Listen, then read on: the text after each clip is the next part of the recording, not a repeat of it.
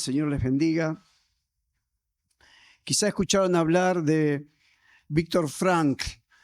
Víctor Frankl era un neurólogo, psiquiatra, filósofo del siglo XX. Él ejercía su profesión en Viena, pero como les pasó a muchos otros millones de judíos, en el año 1942 fue arrancado de su hogar e introducido en un campo de concentración en Praga. Fue pasando por 4 distintos campos de concentración donde murieron la mayor parte de sus seres queridos, aún su esposa embarazada de su primer hijo, murió en un campo de concentración. Pero lo que quiero destacar de él es que estando en las duras condiciones de lo que era un campo de concentración nazi, él pudo comprobar algo, y era que las personas que lograban sobrevivir a tan duras condiciones no era porque dependían de mejores condiciones físicas, salud más robusta o nada que podamos imaginarnos, sino porque eran personas que abrigaban una esperanza. Las personas que tenían una esperanza lograban, la mayor parte de ellas, sobrevivir. En cambio, sucumbían a todo lo que se sufría en ese campo de concentración aquellas personas que habían perdido toda esperanza o un para qué vivir. Debe ser muy difícil vivir sin esperanza alguna. Enfrentar la vida cotidiana y aún la expectativa de eternidad sin esperanza. Pero existe algo peor que vivir sin esperanza, existe algo más peligroso que vivir sin esperanza, y es vivir abrazado o tomado o creyendo una falsa esperanza. No solo porque tener una falsa esperanza o la esperanza de algo que no es cierto nos puede llevar a tomar ciertas decisiones en la vida, nos puede llevar a esforzarnos en pro de algo que estamos esperando y que nunca sucederá, sino que también sufrimos al ver que esas esperanzas no se hacen realidad. La misma palabra de Dios lo reconoce en Proverbios 13:12, cuando dice que la esperanza que se demora es tormento del corazón. La esperanza que se demora es tormento del corazón. Y una esperanza falsa se va a demorar toda la vida porque justamente nunca se va a cumplir, porque no es una esperanza que es verdad, que es cierta. En la palabra de Dios se describe a las personas que no tienen a Dios en cuenta en sus vidas de esta manera, Efesios 2:12, como personas sin esperanza y sin Dios en el mundo. Las personas sin Dios en sus vidas son personas sin esperanza. Y Dios, ustedes saben, envió a su Hijo Jesucristo a este mundo a morir por nuestros pecados y a resucitar al tercer día para que usted y yo podamos tener esperanza para el más allá, para el momento en que partamos de este mundo y nos tengamos que presentar delante de Dios, esperanza de vida y de salvación eterna. Pero también Jesús vino a este mundo para que no solamente tengamos esperanza para el más allá, sino también una esperanza para el más acá, si me permiten la expresión. Es decir, para que la vida que vivamos sobre esta tierra, que luchemos, lo podamos hacer con esperanza. Algunos me preguntarán, ¿con esperanza de qué? Y bueno, esperanza de que Dios logre cambios positivos, por ejemplo, en mi persona, en mi carácter. Esperanza de superar problemas familiares o matrimoniales. Esperanza de ver crecer sanos y fuertes a nuestros hijos, de verlos en los caminos del Señor. La esperanza de ver salvos y transformados por Dios a nuestros seres queridos. Esperanza para el más acá. Colosenses 1:27 afirma que Dios envió a Cristo para que habite en ustedes. ¿Y qué más? Y les dé la seguridad de que van a compartir el poder y la gloria de Dios. A partir del momento en que nos reconciliamos con Dios y Jesús entra a nuestras vidas por medio de la fe, hemos superado de una buena vez y para siempre el estado espiritual de vivir sin esperanza. Usted como cristiano no corre peligro de vivir sin esperanza. Pero debemos advertir de un peligro cierto que aún corremos como hijos de Dios, que aún corremos como cristianos, y es de vivir etapas en nuestras vidas y aún perder o desperdiciar parte de nuestras vidas aferrados a falsas esperanzas, esperando el cumplimiento de esperanzas que nunca se van a hacer realidad, porque no son reales, porque son falsas. Acompáñenme por un momento, vamos a Jeremías capítulo 29. En este capítulo particularmente lo tenemos al profeta Jeremías escribiendo una carta. Dios lo mueve a escribir una carta. Vamos a ubicar un poquito. Para este entonces había pasado ya menos de 10 años que parte de la realeza judía, allá por el 597, más o menos antes de Cristo, el rey Joaquín y la crema innata, diría alguien, de la realeza judía, fueron arrancados de Jerusalén y llevados cautivos a Babilonia, en lo que iba a ser la precuela, si me permiten la expresión, de la caída definitiva de Jerusalén, que se iba a dar 10 años después, en el 587. Y Jeremías siente escribir una carta a estos judíos que estaban viviendo desterrados en Babilonia. El motivo de la carta, ¿cuál era?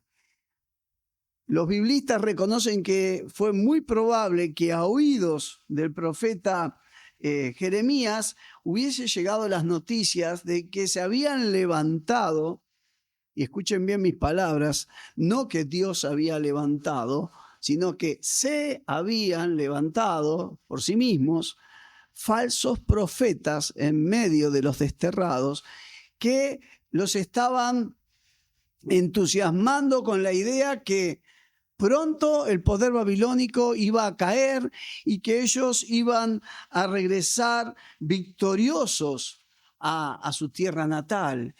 Estaban en acción falsos profetas sembrando en el campo fértil de personas desalentadas y desesperanzadas una peligrosa falsa esperanza. Y frente entonces al peligro de una falsa esperanza, Dios guió a Jeremías a escribir esta carta y lo hizo en primer lugar con el propósito, escuche bien, de destruir una falsa esperanza. Dice la palabra de Dios, si ustedes me acompañan, estamos en Jeremías 29, versículos 8 y 9. Porque así dice el Señor de los ejércitos, el Dios de Israel, que no los engañen sus profetas que están en medio de ustedes, ni sus adivinos, ni escuchen sus sueños que ellos sueñan.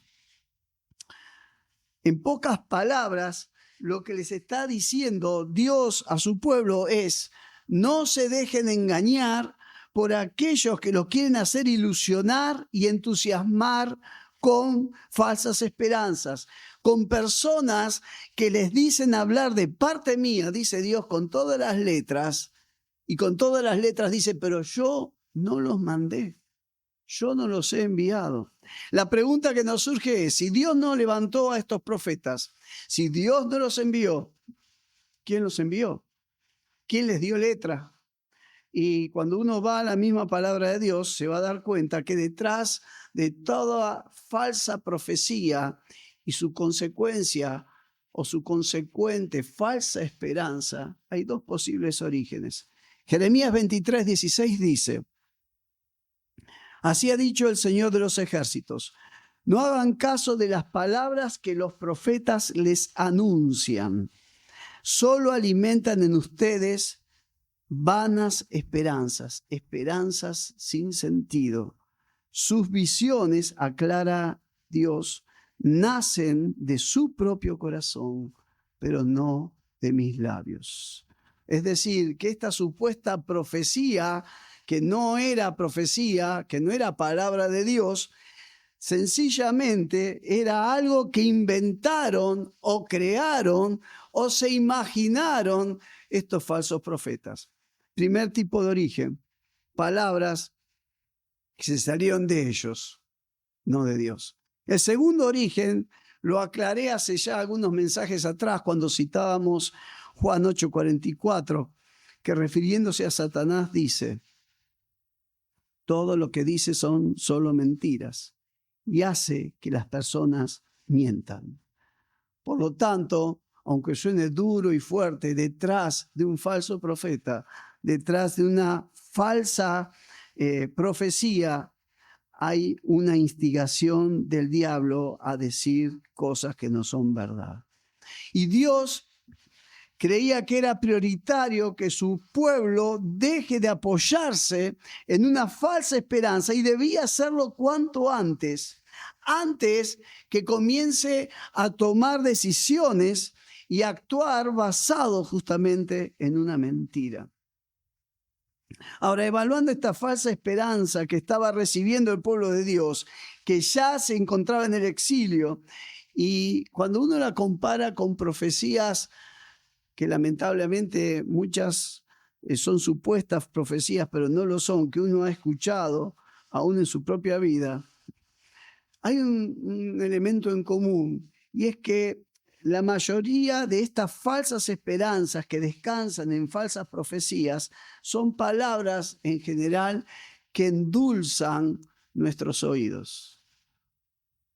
Dice la palabra de Dios en relación a este rasgo de una falsa profecía, Jeremías, justamente el mismo capítulo 23, versículos 31 y 32.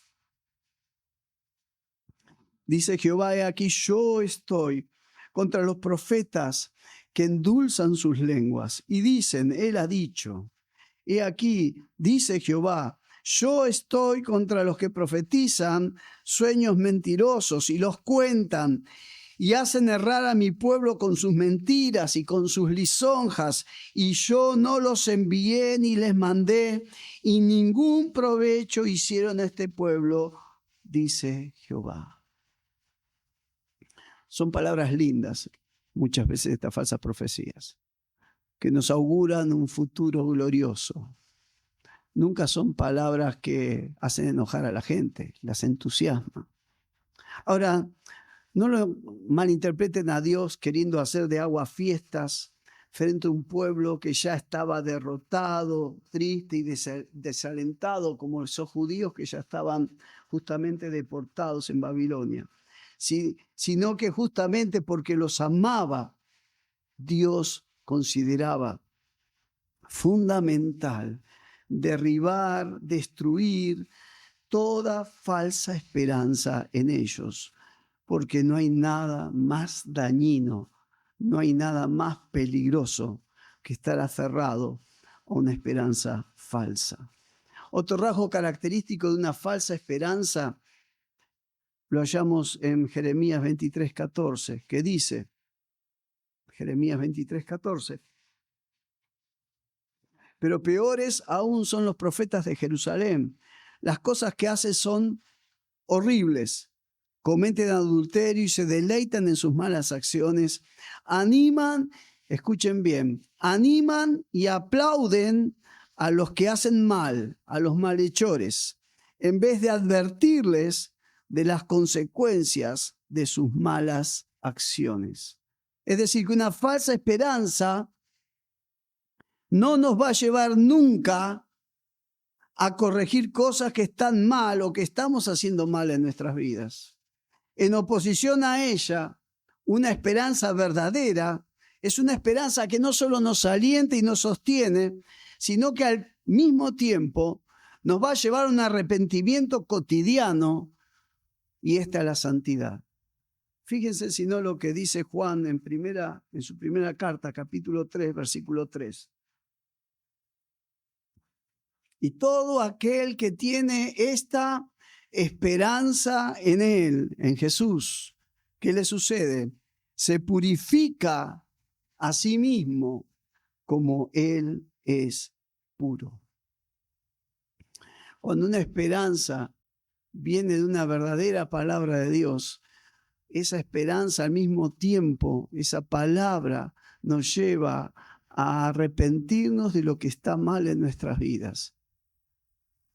Cuando creemos que está todo bien en nosotros, es que está todo mal. El día que vos pienses o que yo piense de que no necesitamos arrepentirnos de nada, yo te animo a que nunca, como nunca, busques al Señor en oración, porque en algo la voz del Espíritu no está actuando, porque necesitamos un arrepentimiento cotidiano delante del Señor para llegar a la santidad, para un carácter agradable a Él. Hay que destruir esa falsa esperanza, y por medio de esta carta Dios no solamente se había propuesto destruir una esperanza peligrosamente falsa, sino que además quería sembrar en el corazón de sus hijos una esperanza confiable.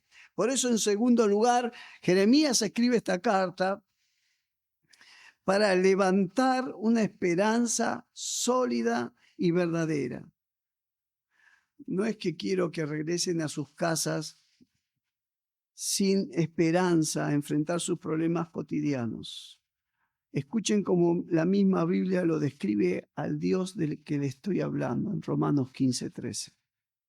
Y el Dios de la esperanza os llene de todo gozo y paz en la fe, para que abunden en esperanza, pero una esperanza cierta, porque es una esperanza por el poder del Espíritu Santo. Dios quiere que hoy te vayas a tu casa, que vuelvas a tus problemas, que vuelvas a tus oraciones aún sin respuestas, pero que lo hagas con esperanza. Pero sí debemos entender que Dios quiere instruirnos, quiere guiarnos para que nuestra vida, nuestras decisiones, nuestra fe estén basados en una esperanza verdadera, o como la llama la palabra de Dios, en una esperanza cierta, en una esperanza sólida. Destruida entonces la falsa esperanza, Dios lo inspira a Jeremías a compartir en esta carta para ver cómo Dios levanta en nuestras vidas una esperanza real y verdadera. Y lo primero que debemos decir es que toda esperanza verdadera nace, se gesta de una palabra o promesa de Dios. Si no, miren lo que dice justamente Jeremías 29:10. Porque así dijo Jehová: cuando en Babilonia se cumplan los 70 años, yo os visitaré y despertaré sobre vosotros. Fíjense la manera de hablar de Dios. Y despertaré sobre ustedes mi buena palabra para hacerlos volver a este lugar. ¿Cuál era esta buena palabra que Dios le estaba anticipando a estos judíos desterrados? Que en su momento Él iba a despertar. Esa buena palabra ustedes la tienen en Jeremías, en el capítulo 25, versículo 11 y 12. Fíjense estas palabras, las palabras de esta profecía. Toda esta tierra quedará en desoladoras ruinas, y estas naciones servirán al rey de Babilonia. Palabras duras de Jeremías que anticipaban el cautiverio babilónico y la destrucción de las ciudades judías.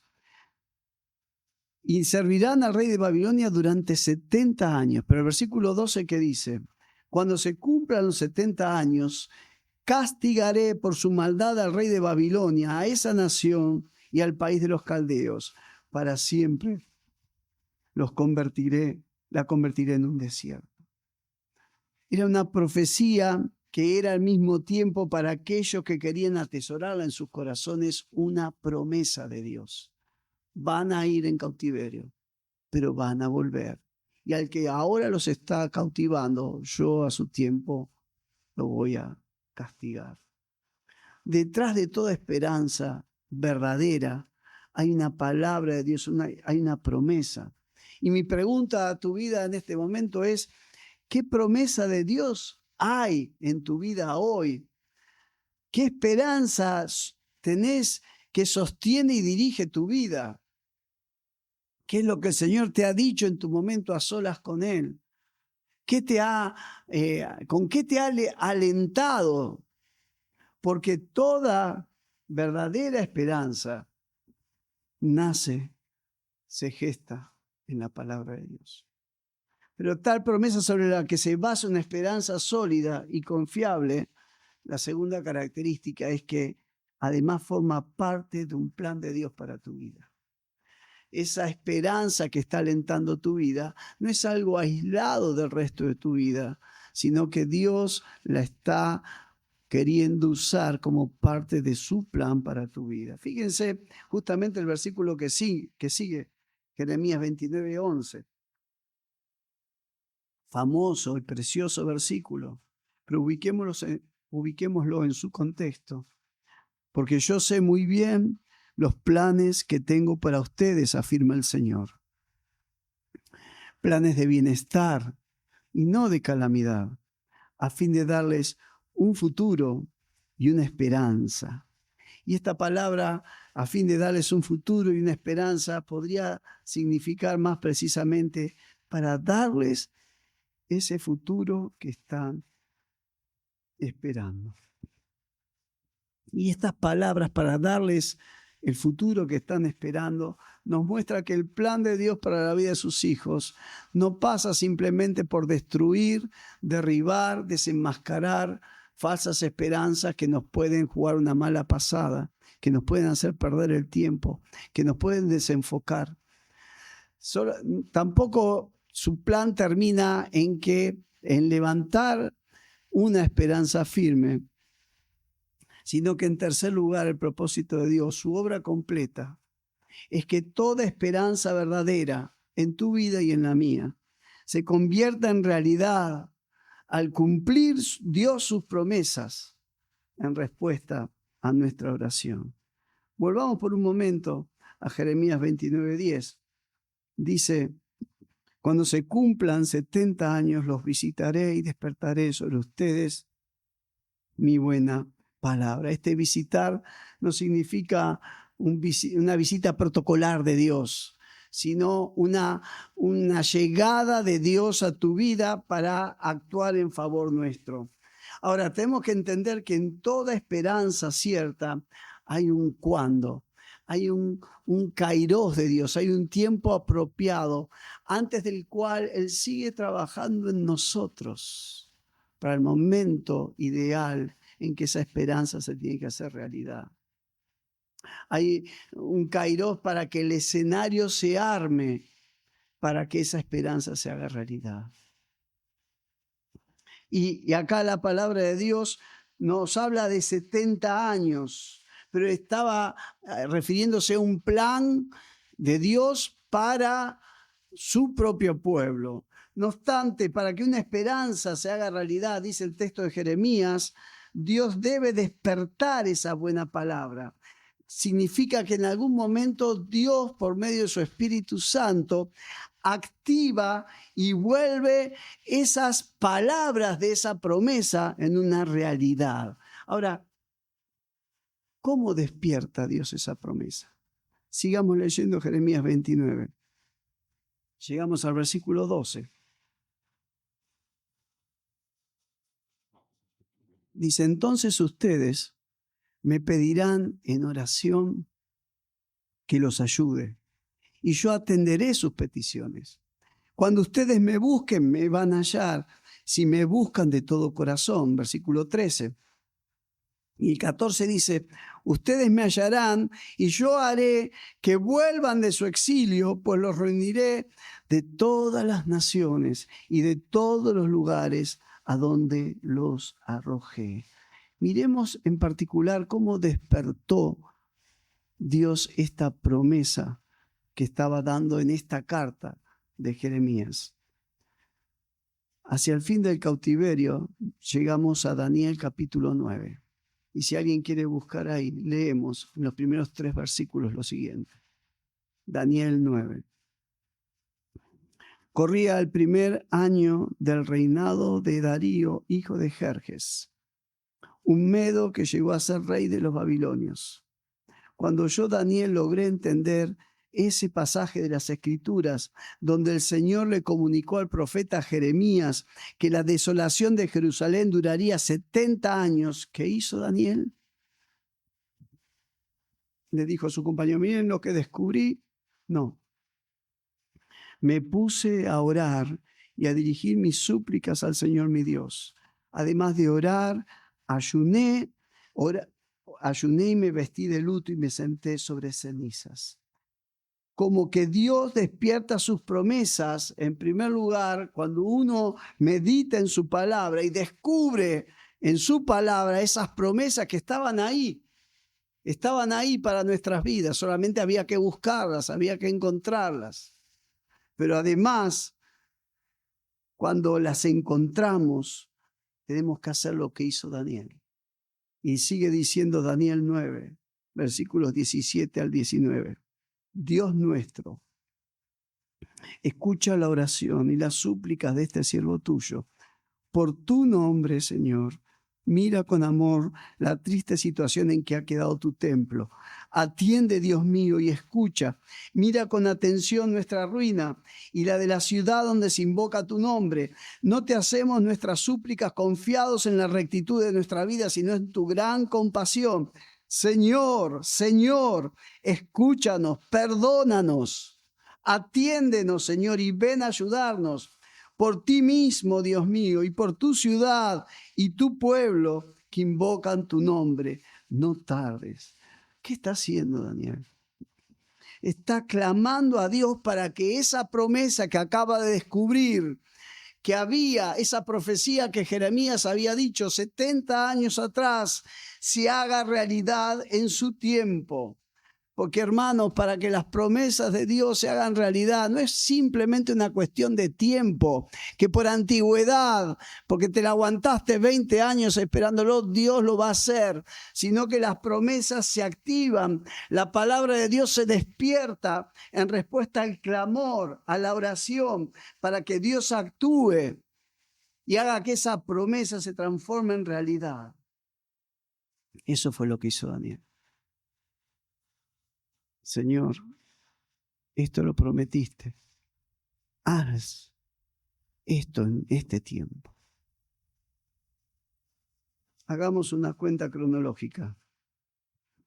La carta de Jeremías 29, con la que empezamos este mensaje, se escribió más o menos para el 598 a.C. Yo les decía 10 años antes de la caída de Jerusalén. La oración de Daniel, si tomamos el dato cronológico de Daniel 9.1, fue cerca del 540. Estamos hablando casi de 60 años después. Y aproximadamente un año después de la oración de Daniel, sucede lo que dice Esdras capítulo 1. En el primer, versículo 1, ¿no? En el primer año del reinado de Ciro, rey de Persia, el Señor inquietó el espíritu de Ciro para que se cumpliera, escuchen, la profecía del Señor comunicada por intermedio de Jeremías. Ciro lo hizo circular por escrito, hizo también que lo leyeran en todas partes de su reino. El decreto era este: Ciro, rey de Persia, decreta: el Señor, Dios del cielo, me dio todos los reinos de la tierra y me ha encargado que le construya un templo en Jerusalén, en el territorio de Judá. Así que todo aquel que pertenezca al pueblo de Dios, que el Señor su Dios lo acompañe y se vaya a Jerusalén, que está en Judá, a construir el templo del Señor, el Dios de Israel, quien está en Jerusalén. en cuanto a los de ese pueblo que decidan quedarse en este país, que ayuden a los que se van. ¿Qué significa esto? Significa que lo que era una esperanza en boca del profeta Jeremías hacía 70 años, deja de ser una esperanza y se transforma en una realidad. Toda esperanza cierta tiene un fin, y ese fin es cuando se transforma en una bendita realidad de Dios para tu vida. No es el fin amargo del desengaño, no es el fin con un gusto amargo que nos queda por haber creído que y no sucedió, sino que las promesas de Dios, las esperanzas que vienen de Dios, desaparecen, se fuman cuando se transforman en realidad.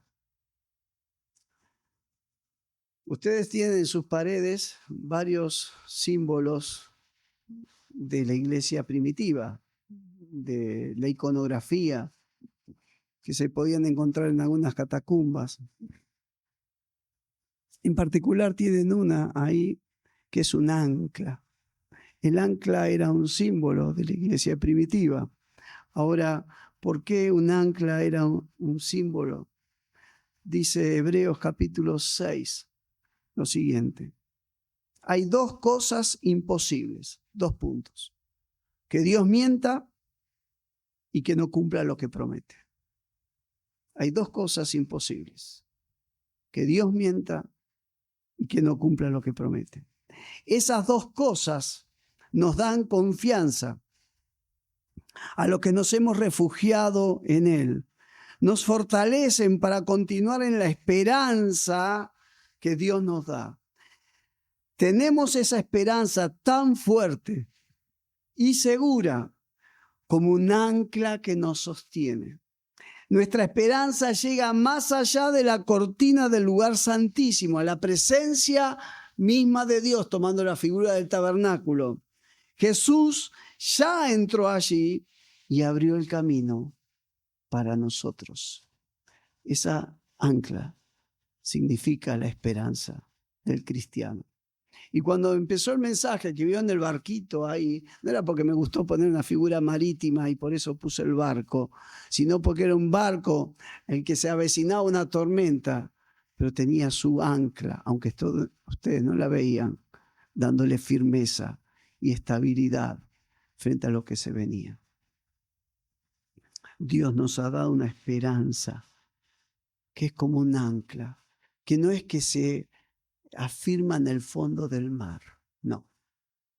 Se afirma en la presencia bendita de nuestro Dios y en la comunión íntima con Él. Esa esperanza se hace fuerte. Yo te invito a inclinar tu cabeza. Vamos a hablar con Dios por un momento. Solo vos y Dios conocen la situación en la que viniste hoy a su casa. Solo Dios y vos conocen bien a fondo tus problemas, tus oraciones no contestadas, tus dudas, tus temores.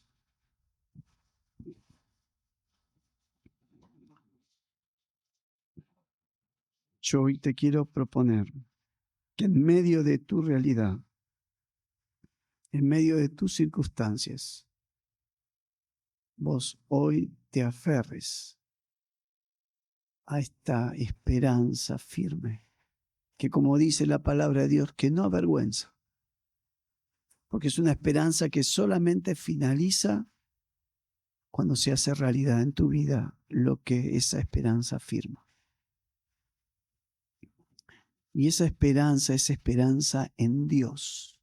No es en mí, no es en mis fortalezas, en mis recursos, en mis contactos, en mis posibilidades. No. Nuestra esperanza está en Dios. En Él se nutre, se basa.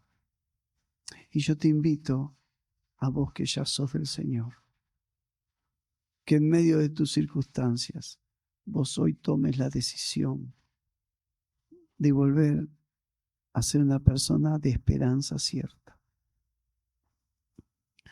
Que entiendas que Dios te está ofreciendo por medio de Jesús no solamente una esperanza para el más allá, una bendita esperanza de salvación, de perdón eterno, sino una esperanza para enfrentar tus dilemas, tus desafíos, tus conflictos de hoy en día. Esa esperanza es por medio de Jesús. Es el ancla que nos mantiene firmes. Padre, en el nombre de Jesús, renunciamos a esas voces engañosas que nos quieren quitar esperanza, que nos quieren desalentar, que nos quieren rendirnos, nos quieren hacer rendir, Señor. En el nombre de Jesús de Nazaret, hoy nos aferramos a la esperanza que viene de tu palabra, de tus promesas. Derrama espíritu de oración en medio de tu pueblo para clamar por esas promesas, hasta que esas promesas en tu tiempo se hagan realidad, Señor. En el nombre de Jesús.